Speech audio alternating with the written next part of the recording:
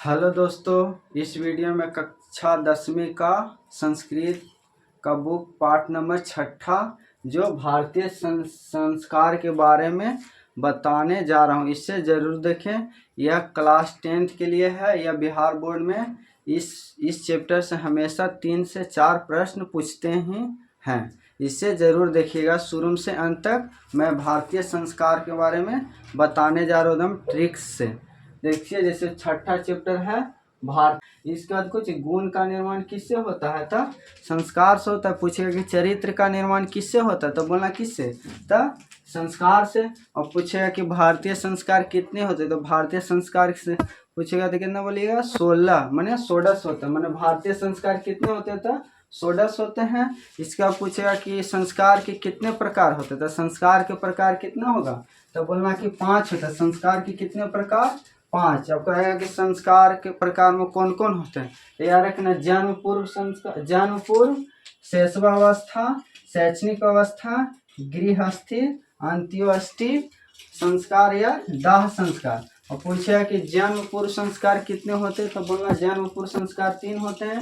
शैशवावस्था पूछेगा तो बोलिएगा कितना? 7 तथा 6 होते हैं। इसके बाद शैक्षणिक पूछेगा तो बोलिएगा कितना? 5 होते हैं। इसके बाद बोलेगा कि गृहस्थी संस्कार कितने होते हैं? मैंने गृहस्थी मैंने विवाह मैंने गृहस्थी मैंने शादी करने के बाद किस में जाएगा? गृहस्थ में जाएगा। तो पूछेगा कि कौन कितने संस्कार होते हैं? तो 1 बोला। इसके बाद बोलेगा अंत्योष्टि मैंने दाह संस्कार। मैंने जब व्यक्ति मर जाते है उसका कोई चीज होता है? दाह संस्कार होता है। दाह संस्कार कितने होते हैं? तो बोलना 1 होते हैं। इसके बाद ट्रिक्स देखते हैं इसका। कुछ भारतीय संस्कार। इसके बाद देखिए भारतीय संस्कार का ट्रिक है। गप्पू सीमा जा नानी से यचुक विद्या उप वेद केस पाओ। मैंने कहा कि गप्पू सीमा जा नानी से यचुक विद्या उप वेद केस पाओ। ग से होगा, ग से गर्भधारण, पू से होगा पुंसवन, सीमा से सीमांतो नयनम।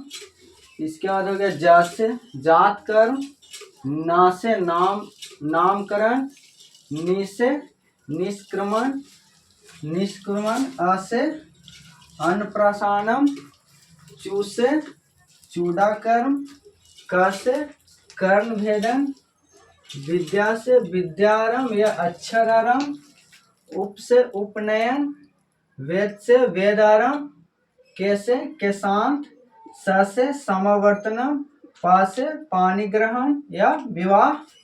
इसके बाद ओ से अंत्योष्टि या दाह संस्कार। ग से हो गया गर्भधारण, पू से पुंसवन, सीमा से सीमांतो नयनम।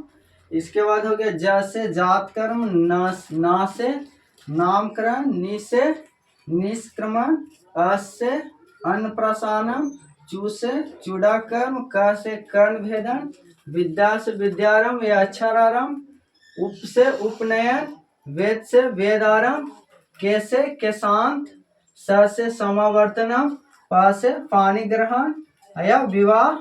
इसको ओ से अंत्योष्टि या दाह संस्कार। इसके बाद इस सभी के बारे में, गर्भधारण के बारे में, पुंसवन, इस सभी के बारे में कोई चीज जानेंगे। अर्थ इसके बाद जानते हैं।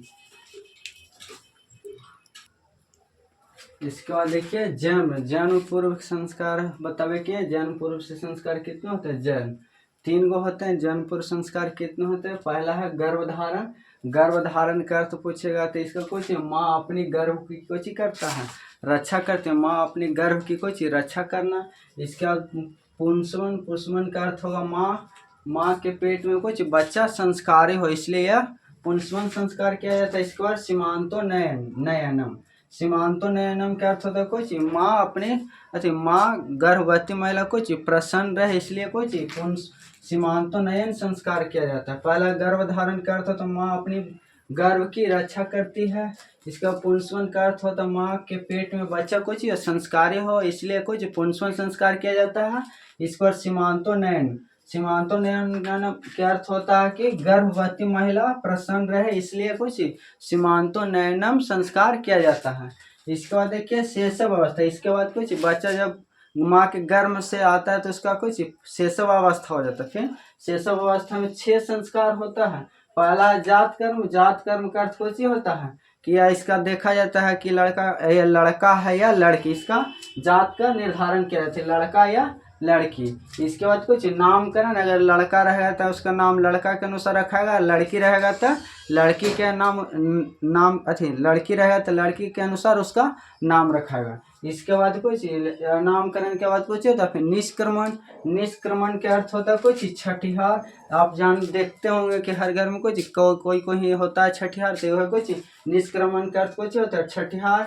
इसके बाद निष्क्रमण के बाद कुछ होता है तो अन्नप्राशनम माने बच्चा अगर रहेगा ना तो उसे अगर 2 महीने या 3 या 6 महीने के बाद उसको कुछ भोजन को मुंह में चटाया जाता है, उसी को कुछ बोला जाता है अन्नप्राशनम। इसके बाद होता है कुछ चूड़ा कर्म होता है कुछ चूड़ा कर्म के अगर बालक अगर कोई मान्यता उन्नीता रहता है तो उसका देखिएगा कि मुंडन होता है, उसी को कुछ ही बोला जाता है चूड़ा कर्म या प्रार्थना उसको छोड़े। इसके बाद कुछ कर्ण भेदन का अर्थ होता है कि कुछ लड़की को कान को छेदा जाता है, इसलिए इसे कुछ बोला जाता है कर्ण भेदन। इसके बाद अगला अवस्था शैक्षणिक अवस्था। इसके बाद है कुछ शैक्षणिक संस्कार बताए हैं कि 5 होते हैं। पहला शैक्षणिक संस्कार का अर्थ पहला है विद्यारंभ माने अक्षर आरंभ, माने इसमें बच्चा कुछ माने अक्षरों को सीखता है। कौन में विद्यारंभ में बच्चा अक्षरों को सीखना शुरू कर देता है। इसके बाद कुछ उपनयन में होता है कुछ शिष्य को गुरु अपने कहाँ ले जाता है, कुटिया माने घर में गृह में ले जाता है। कुछ उपनयन का अर्थ होता है कुछ शिष्य को गुरु अपने गृह ले जाता है। इसके बाद है वेद आरंभ, अब कुछ बच्चा इस वेद को पढ़ना शुरू कर देता है, माने वेद आरंभ माने होता है कुछ वेद पढ़ना शुरू कर देता है। इसके बाद केशांत का अर्थ होता है कुछ गुरु के घर में बच्चा का कुछ होता है मुंडन होता है, या ऐसे कुछ दूसरा बोल सकते कुछ प्रार्थना छोर भी कहा जाता है, प्रार्थना छोर क्रम भी कहा जाता है। मैंने केशांत का प्रार्थना छोर क्रम या गुरु के घर में बच्चा का मुंडन होता है। या इसका केशांत संस्कार का दूसरा नाम क्या है, तो केशांत संस्कार का दूसरा नाम बोल सकते हैं कुछ गौदान क्यों बोला जाता है, क्योंकि माता पिता अपने बच्चों को जब गुरु के घर भेजते हैं तो उसके साथ कुछ गायों को अपने दान में दे देते हैं, क्योंकि इससे हमारा बच्चा कुछ दूध खा सकते हैं, इसलिए इसे दूसरा नाम कुछ बोला जाता है गौदान। इसलिए किसान संस्कार का अगर दूसरा नाम पूछेगा तो कुछ कहिएगा गौदान। और कहेगा प्रार्थना छोर किस में होता तो बोलना कि किसान सर में गौदान का दूसरा नाम क्या है, तो बोलना किसान संस्कार का दूसरा नाम था गौदान का। इसमें क्या होता है तो बोलना कि गुरु के घर में बच्चा का क्या होता था मुंडन होता है। इसके बाद शैक्षणिक संस्कार का अंतिम संस्कार कौन है, तो समावर्तनम पूछेगा कि शैक्षणिक संस्कार का अंतिम संस्कार कौन है, तो बोलना कि समावर्तनम में होता है कुछ जब बच्चा कुछ पूरा ज्ञान वान सीख जाता है तो अपन गुरु कुछ करता है, गुरु शिष्य को अपने उपदेश देकर बच्चा को घर भेज देता है। अब बोलता है कि सदा सत्य बोलना और धर्म पर चलना, माने बोलता है कि कभी चोरी नहीं करना, सदा सत्य बोलना और धर्म के रास्ता पर चलना, किसी से लड़ाई झगड़ा नहीं करना। कौन बोलता है, यह गुरु इस शिष्य को उपदेश देकर भेजता है। ठीक, इसका दूसरा ये अगर शैक्षणिक संस्कार का अंतिम संस्कार पूछेगा तो बोलना कुछ समावर्तनम में का अर्थ क्या होता है, तो बोलना कि गुरु शिष्य को उपदेश देकर घर भेजता है। उपदेश का क्या क्या देते हैं गुरु, तो बोलना कि कुछ सदा सत्य बोलना, धर्म पर चलना, कभी नहीं चोरी करना, ये सब गुरु शिष्य को बोलते हैं। इसके बाद अगला संस्कार है,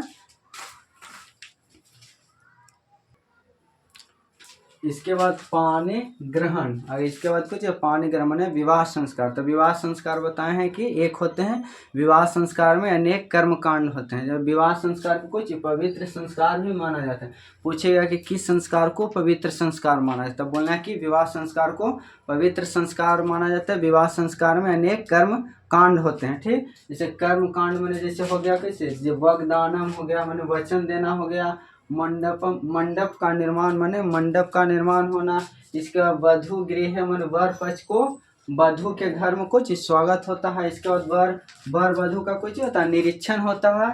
इसके बाद कुछ कन्यादान होता है, अग्नि स्थापना होता है, पानी ग्रहण होता है, इसके बाद सप्त क्रिया होता है, और इसके बाद सिंदूर दान होता है।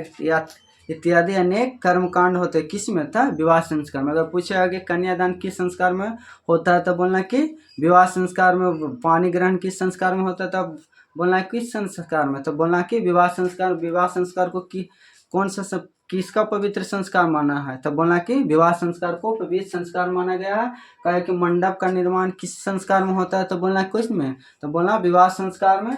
विवाह संस्कार में होता है, कहेगा कि उनकी अग्नि स्थापना मैंने 7 फेरा किस में लिया जाता है, तो बोलना कि विवाह संस्कार में। विवाह संस्कार में अनेक कर्मकांड होते हैं। इसके बाद लास्ट संस्कार कौन है, तो दाह संस्कार। इसका देखिए दाह संस्कार। दाह संस्कार के पूछेगा संस्कार का कहेगा अंतिम संस्कार कौन है, तो बोलना फिर उसके बाद फिर जन्म लेंगे तो फिर वैसे 16 संस्कार शुरू से मनुष्य का होते रहते हैं। ठीक, इसी प्रकार अगला वीडियो में मैं इसका सब्जेक्टिव लेकर आऊँगा। यह वीडियो बढ़िया लगा तो मेरे वीडियो को लाइक एवं सब्सक्राइब